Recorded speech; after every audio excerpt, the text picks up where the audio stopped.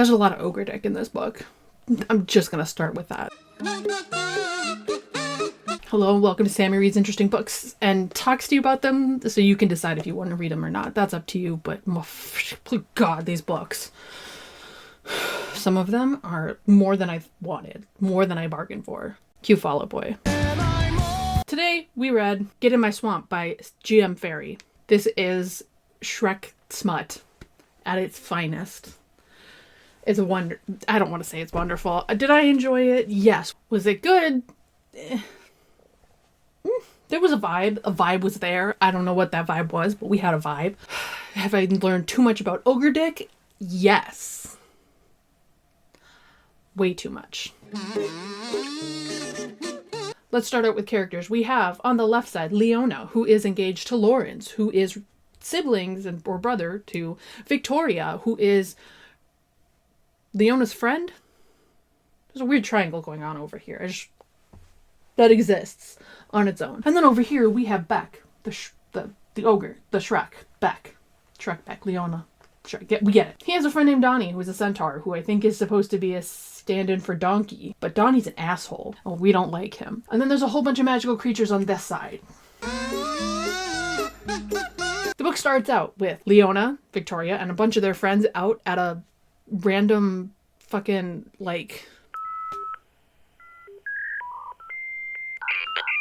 they're at this, weird house in the forest, and they're in this silent retreat as a bachelorette party, which, weird for a bachelorette party. Really weird. Leona's not having it. She hates it. She wants to do what she wants to do. She hates being quiet. She, one night, leaves a note that says, "Don't follow me. I'll come back. Don't worry." And goes out and walks in the forest at night. She's got her phone. She's like, I can do this. I'm good at being myself. The fuck does that mean, Sammy? She's out there like, I can handle this. I can fight anything or anyone that comes my way. And then her phone dies. And she's like, shit, I'm lost. She climbs up onto a boulder and in the distance, she can see smoke coming out of a hut or a house or a cabin or whatever the hell it is. And she's like, that person can help me. I'm going there. But as she's walking over, she falls into a hole and screaming all the way down and then nothing. Now we switch over to Beck, who's like, I'm going to bed. I'm having a good night. Let's just go to bed. Good night, everyone. And then here's this scream and is like, it's dinner time. Let's go. So he's run into the pit where he's got this because his swamp is like the outskirts of the magical community and he keeps it safe from humans discovering because if humans discovered them, we know what humans do. They're assholes. We take advantage of everything that's interesting until it gives up on itself, you know? We're great. No, we're not. Ugh. Ugh. Ugh. So he runs to the pit and he looks down and he's like, dinner, and then goes, that's a woman. And she's hot. And my dick is hard. And I wish I was kidding. That is exactly how it goes. He's got this moral point where he's like, I can't eat women and children. They are not, we can't do it. So he takes her back, and while he's carrying her back, she wakes up and she screams. And of course now everybody knows what's going on, and the whole community knows that there is this woman on Beck's property. He ties her up and he throws her in a cage that he just conveniently has in his bedroom. Weird. And he's like, go to sleep. We'll deal with this in the morning. I'm tired. You're tired. Let's sleep. So they sleep. Wake up the next day and he makes her French toast. The ogre can cook. And then, they're talking, and he's like, you can't leave. The council and I decided you can't leave. You have to stay here with me forever or die. That's it. Those are the two options. She's like, no, I'm leaving. You can't keep me here. And then she notices that he's kind of, into her. So she takes advantage of it, and she's, touching herself and, doing things. And he's like, oh, that's hot. I'm into this. Forgot to do that, my bad. Discord. She's touching herself and she's like, I'm gonna make him fall in love with me and then I'm gonna leave. And he's like, yeah. So they're mutually doing things to themselves while watching the other. This is really weird. I hate that talking about this. So she's like, wow, he's got a big monster dick. Of course he's an ogre. He's 7 feet tall. But she's 5'2", so she's like, I don't even think that would... We're not talking about that. Anyway, at some point he lets her out, they have dinner, and then she's like, I'm tired, can I go to sleep? And do I have to go back into the cage? And he's like, no, you can sleep on the bed. Be my guest. But there's one bed. I'm going to be in it too. So, like, keep that in mind. She's thinking and says to him, why can't you just sleep on the floor like a gentleman? And he goes, yeah, right, you can sleep on the floor, which, go off, king. His bed, his rules. So they end up sleeping next to each other, and, like, she wakes up and she's like, wow, he's a really handsome ogre. And I'm, like, kind of into the fact that his dick is so big. And, like, he's wearing gray sweatpants, and if you know, you know. That's a penis. I'm gonna start touching myself. I fucking hate that I'm reliving this right now. She's like, I'm gonna start touching myself. And he wakes up and he's like, oh my God, can I help? And she's like, yeah, you can. And so, like, things happen. She's mortified. They turn their backs to each other and go to sleep. The next morning, she's like, I'm awake. He's asleep. We're going. She's gone, and she's running, and she's barefoot, and she's in, like, no clothing at all, because why would she be wearing full clothing of anything? And all of a sudden, she hears him running after her, and he tackles her to the ground and is like, you can't leave. You're mine. You're gonna die otherwise.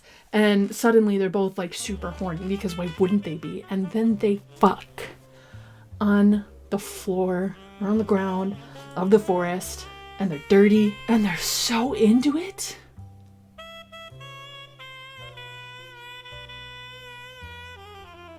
He's ripped her clothes to shreds. She's got nothing to wear, you know, whatever. She then is like, what am I supposed to wear? I'm naked. Like, I can't go into town with you to get me new clothes after he suggests that. And he goes, here, let me cut you a potato sack to wear. So she's going into town in this potato sack, and they get new clothes and all this stuff. And someone comes up and goes, hey, you know, the higher up wizards didn't want to tell you this, but we have a potion that'll, like, wipe her memory.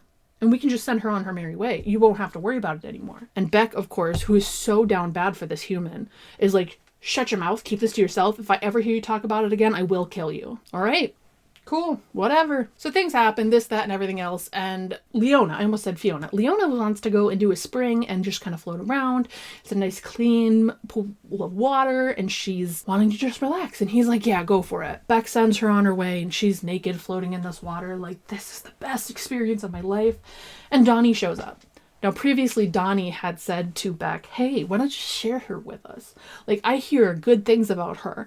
I hear she's hot. Why don't we, you give it to me so I can hook up for her? No, Beck's not having that. That's mine. You stay away from. Well, remember, Leona's naked in this pool, and Donnie shows up, and she's like, get away from me. I'm naked. He's trying to, like, get her out, and then throws her clothes at her. She gets out and gets dressed, and he tells this sob story of how Beck's parents were killed by humans, trying to get on her good side. And, like, she's crying, and she's like, no wonder why he wants to be alone so often. Like, it's so sad and so tragic. How could this happen to him?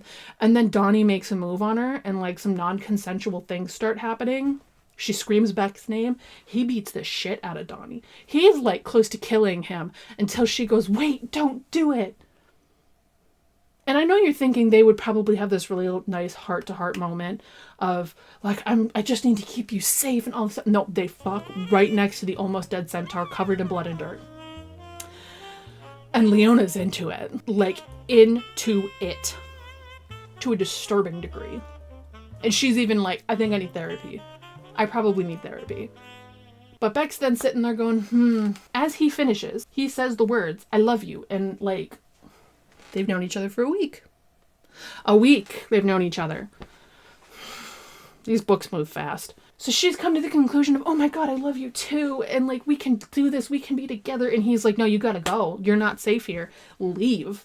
I will give you this potion. You can live your life and go be with your fiance. So they have a fight about this after they've cleaned up and they're not fucking each other for, like, the 30th time and 20 pages. She throws a temper tantrum that rivals a toddler who was told no, saying about how much she's, like, in love with him and how mad she is, and this is the worst, he's so mean, meh, bleh.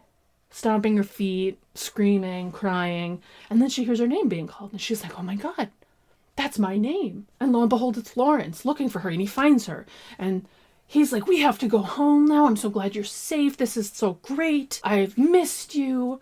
And she's like, you know what? You're right. We do need to go. And doesn't say goodbye to Beck. Doesn't let him know that she's leaving. Just left. Just poof.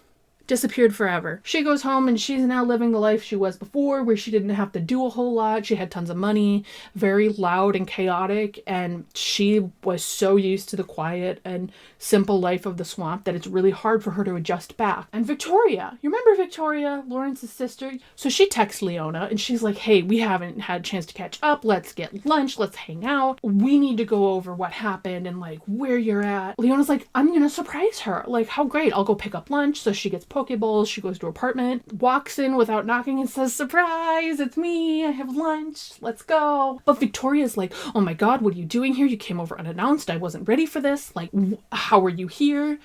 She's panicking. And she's panicking hard. And then Leona then is like, oh my god, I'm so sorry, I see that you're busy, I can leave. And was like hearing something happening in the bedroom and is like, do you have someone over? Like, I'll just go. Then she hears the person in the room make a sound and she goes, wait a minute, that sounds familiar. She walks to the door. I wish I was making this part up. It was Lawrence and he's fucking his sister. They come up with this excuse of like, well, no one knows my body better than her. And they're like, oh, but we're half siblings and it's fine. And then we're just doing what makes us happy. And it's... What? How did we get here? So at this point, they're like, well, this is done. We're not getting married anymore. You're fucking your sister? That is not okay. That is not okay. You should not be fucking your sister. No amount of anything I could do would ever top the fact that you're fucking your sister. He throws out though, well, if you talk about this, you're gonna die. We're gonna send someone to kill you. We have more money than you could ever imagine. You know, the whole thing that they've already been over with the magical community. So she's like, yeah, whatever. Like, I've been there, done that. It's not the first time I've heard it. So now she's living her life in an apartment, like a small apartment. She's working a job that is very low paying, but she's feeling great. She's so much happier than she was when she was with Lawrence, but something's missing. And I bet you're able to connect the dots on what it is. That's right, she's missing Ogre Dick. She's missing Beck a lot. And she's like, oh my god, I miss him so much. And like, he was so nice. She's imagining his body and what he looks like. And she's getting so turned on by this. And all of a sudden, while she's like daydreaming and having this hot moment in her head, someone pounds on the door and is like beating the shit out of her door. She runs to the kitchen and grabs knives and is panicking because someone's breaking into her apartment. The door gets broken in and lo and behold, it's Beck. And he says to her, this wasn't how I wanted to do this, but I could smell your arousal from the hallway. And I need to fuck you.